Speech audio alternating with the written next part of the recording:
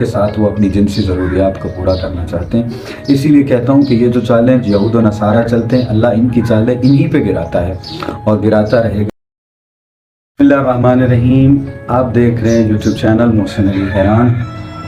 Tesla company کے owner ایلان mask نے ایک روبوٹ تیار کیا ہے جو کہ ہو بہو عورت کی طرح ہماری آنے والی نوجوان نسل کو گمراہ کرنے کے لیے اور بہت سے دنیا میں مسائل ہیں ان کو تباہ کرنے کے لیے ایلان ماسک نے ایک روبوٹ تیار کیا ہے جو ہو بہو ایک عورت جیسا ہے، جس سے آپ اپنی تمام جنسی خواہشات کو پورا کر سکتے ہیں، جس سے آپ تمام طرح کا لطف لے سکتے ہیں۔ بقول ایلان ماسک کے، ایلان ماسک نے مستقبل کی بیوی کا اعلان کیا ہے، اور ماروین جو کہ وہاں کی رپورٹر وہ لکھتی ہیں کہ وہ کون ہے۔ یہ وہ پہلا روبوٹ ہے کہ جس میں خاص طور پر مصنوعی ذہانت کے ساتھ تیار کیا گیا ہے، جس میں عورت کی شخصیت اور خصوصیات ہیں جس کا وہ خواب دیکھتا تھا، جو کسی عام آدمی میں نہیں پایا جاتا، کیونکہ یقیناً کوئی بھی عام آدمی ایسا نہیں ہے کہ جس کے پاس تمام مطلوبہ خصوصیات ہوں۔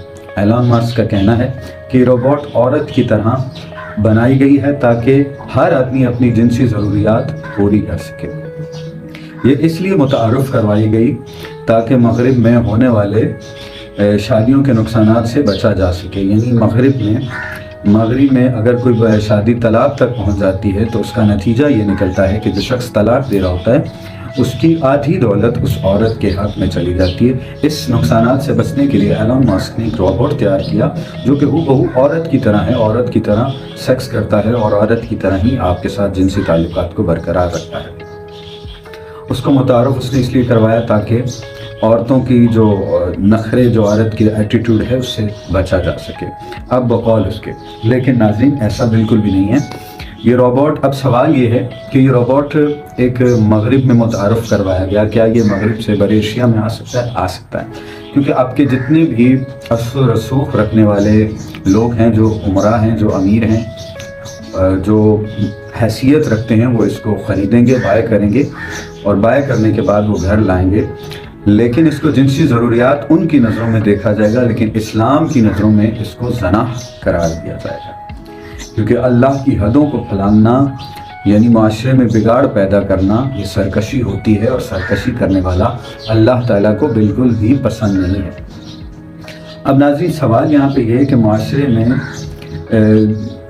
جو فراڈ، جو پراپوگنڈا یہ کیا جا رہا ہے، جسے اسلام صرف زنا کی صورت میں دیکھتا ہے، جو اللہ کی حدیں عبور کرنے کے برابر ہے، یہ بالکل غلط ہے۔